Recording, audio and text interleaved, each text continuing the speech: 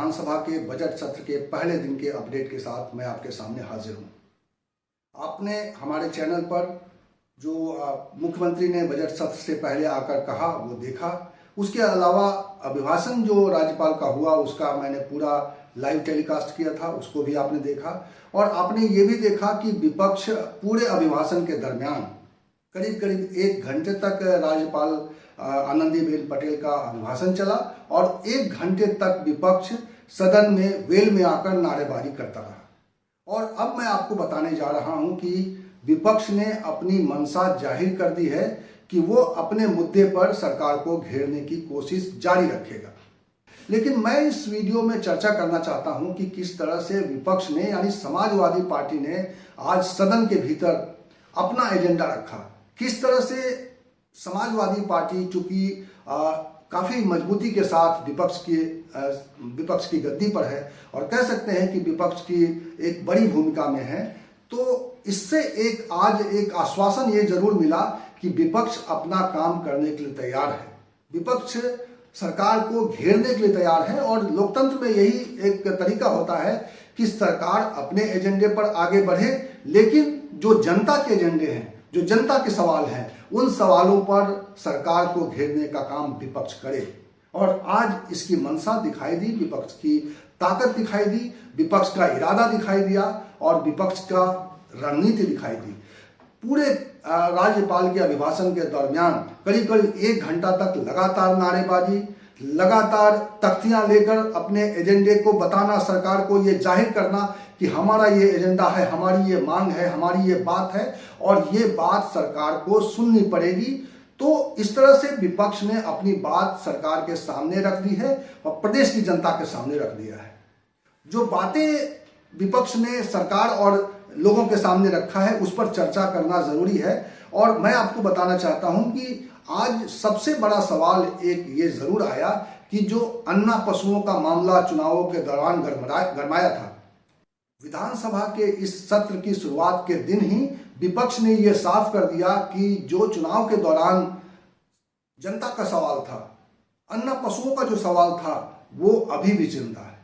अन्ना पशुओं के सवाल पर पूरे प्रदेश में उसमें चर्चा चल रही थी। अन्ना पशुओं को लेकर शहरों में किस तरह का आतंक है ये हम सभी जानते हैं। आज अखिलेश यादव ने एक रीट्वीट किया है, हालांकि किसी के ट्वीट को उन्होंने रीट्वीट किया है, जिसमें दिखाई दे रहा है कि किसी शहर में, एक शहरी आबादी में एक सार एक महिला के साथ किस तरह का एक तरह से हिंसात्मक आक्रमण कर रहा है और लोग बचाने की कोशिश कर रहे हैं। लेकिन जिस तरीके से ये घटना हो रही है, अपने आप में ये सांडों का आतंक, क्या कहिए कि आवारा पशुओं का आतंक शहर से लेकर गांवों तक में है। गांवों में लोगों की फसल चढ़ जा रहे हैं, गांवों में लोगों की तमाम मेहनत पर पानी फेर दे रहे हैं ये अन्ना जानवर। और इस सवाल को लेकर आज विधानसभा में विपक्ष ने अपना इरादा साफ कर दिया कि ये उसके एजेंडे में है।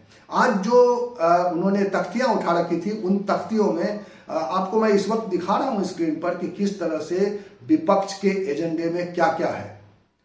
अन्ना जानवरों का मामला, पुरानी पेंशन की मांग, इसके अलावा आप पुरानी पेंशन, वित्त विहीन शिक्षकों का मानदेय का सवाल, इसके अलावा महिलाओं से जुड़े हुए, महिलाओं की सुरक्षा से जुड़े हुए मामले, दवा पढ़ाई मुफ्ती हो, रोटी कपड़ा सस्ता हो, ये नारे बता रहे हैं कि विपक्ष अपने जो उनके एजेंडे था, उनका जो एजेंडा था विपक्ष का, उस एजेंडे से हिला नहीं है, उस एजेंडे पर कायम है। जब से भाजपा आई है कमर तोड़ महंगाई है, यानी कि विपक्ष महंगाई के सवाल पर भी मुखर है। और जो बिजली का जो वादा किया गया था चुनाव के दौरान, जब विपक्ष बहुत ही आक्रामक था और ऐसा लग रहा था कि सरकार जो सत्ता पक्ष है उस समय भारतीय जनता पार्टी दबाव में है, तो वादा किया गया था जनता से कि बिजली के जो दर हैं उसमें उसकी कीमतें घटाई जाएंगी, उसको आधा किया जाएगा। तो आज उत्तर प्रदेश की विधानसभा में समाजवादी पार्टी के विधायक एक तख्ती ये भी लिए हुए थे कि जनता से किया वादा पूरा करो, बिजली का दाम आधा करो। तो इस तरह से अगर देखा जाए तो विपक्ष अपने एजेंडे पर कायम है और विपक्ष की ये मंशा साफ कर रही है कि वह सरकार को इन मुद्दों पर इस सदन में घेरने के लिए पूरी तरह से तैयार है और रणनीति बना चुका है। और इस रणनीति के पीछे अखिलेश यादव का बड़ा चेहरा है। अखिलेश यादव विपक्ष के नेता के तौर पर पहली बार सक्रिय हैं, विपक्ष के नेता के तौर पर विधानसभा में पहली बार वो दिखाई दे रहे हैं। लंबे समय बाद देखा जाए तो एक जो जानकारी आ रही है कि शायद 13 साल बाद कोई पूर्व मुख्यमंत्री सदन में विपक्ष के नेता के तौर पर खड़ा है। और ये आश्वासन जो है उत्तर प्रदेश की जनता के सामने कि विपक्ष उनके सवालों पर डिगने के लिए तैयार नहीं है, उनके सवालों पर किसी तरह से हिलने के लिए तैयार नहीं है और उस पर सत्ता पक्ष को लगातार घेरने की मुहिम चलाएगा, ये एक बड़ा आश्वासन है। ये और बात है कि मुख्यमंत्री ने आज सत्र से पहले आकर वादा किया कि वो विपक्ष के तमाम सवालों पर, 25 करोड़ जनता के तमाम सवालों पर सत्ता पक्ष चर्चा करने के लिए तैयार है। और उन्होंने ये भी कहा कि सदन में चर्चाओं के जरिए ही हम आगे काम को बढ़ाते हैं। ये अच्छी बात है कि उन्होंने दिखाया है अपना दरिया दिल कि वो हर विषय पर चर्चा के लिए तैयार है, लेकिन जो समय सीमा रखी गई है, जो विधानसभा की जो अवधि रखी गई है, वो पूरी नहीं है। जाहिर है विपक्ष अपनी बात को पूरी तरह रख नहीं पाएगा। उत्तर प्रदेश में जो सवाल हैं, उत्तर प्रदेश में जो समस्याएं हैं, बेरोजगारी का सवाल है, नौजवानों के नौकरी का सवाल है और जो बहुत सारे सवाल हैं ऐसे जिनको इतने कम समय में जिन पर चर्चा नहीं हो सकती है।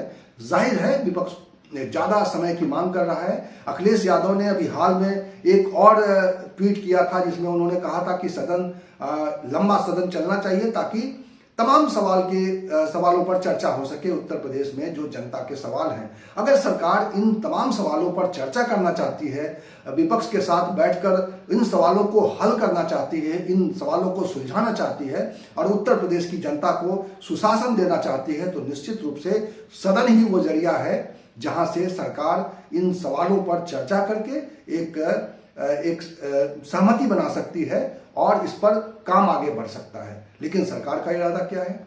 सरकार का इरादा है कि बचे हुए काम जो इस दरमियान जो सदन नहीं चला है, उस दरमियान जो अध्यादेश जारी किए गए थे, उनको सदन में कानून के रूप में पारित करवा ले।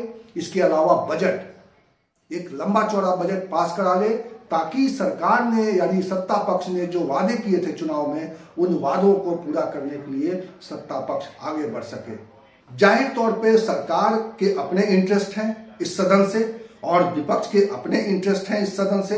विपक्ष पहले से मजबूत है, ये हम सभी जानते हैं। सरकार भी कमजोर नहीं है, सरकार यानी सत्ता पक्ष भी कमजोर नहीं है। उसको एक बार दोबारा सत्ता में आने का मौका मिला है, दोबारा अपनी बात को, अपने एजेंडे को आगे बढ़ाने का मौका मिला है। वो भी चूकना नहीं चाहती है, लेकिन विपक्ष अपनी ओर से कोई कोर कसर नहीं छोड़ना चाहता है। इस आश्वासन को मैं एक बड़ा आश्वासन मानता हूं और इसीलिए उम्मीद रखनी चाहिए कि विपक्ष जनता के तमाम सवालों पर रीढ़ सीढ़ी करके खड़ा रहेगा, उनके सवालों के साथ सत्ता पक्ष के तमाम सवालों का सामना करेगा और अपनी बात मनवाने में आगे कामयाब होगा। बहरहाल विधानसभा सत्र का आज पहला दिन था। कल एक बार फिर 11 बजे से सदन की शुरुआत होगी और देखना यह है कि एजेंडे पर किस तरह से काम आगे बढ़ता है, किस तरह से सरकार अपने एजेंडे को आगे बढ़ाती है, किस तरह से विपक्ष टोका टाकी करता है और अपने एजेंडे पर, अपने सवालों पर, जनता के सवालों पर चर्चा को आगे बढ़ाने की कोशिश करता है। मैं विधानसभा सत्र के तमाम अपडेट्स के साथ आपके सामने आता रहूंगा और इसीलिए मैं आखिर में आपसे गुजारिश करना चाहता हूं कि अगर आपने ये channel the Indian post subscribe नहीं किया हो तो प्लीज इसे सब्सक्राइब कर लीजिए और इसका बेल आइकन जरूर दबा दीजिएगा ताकि अगला वीडियो जब भी बने आपको इसकी जानकारी हो जाए।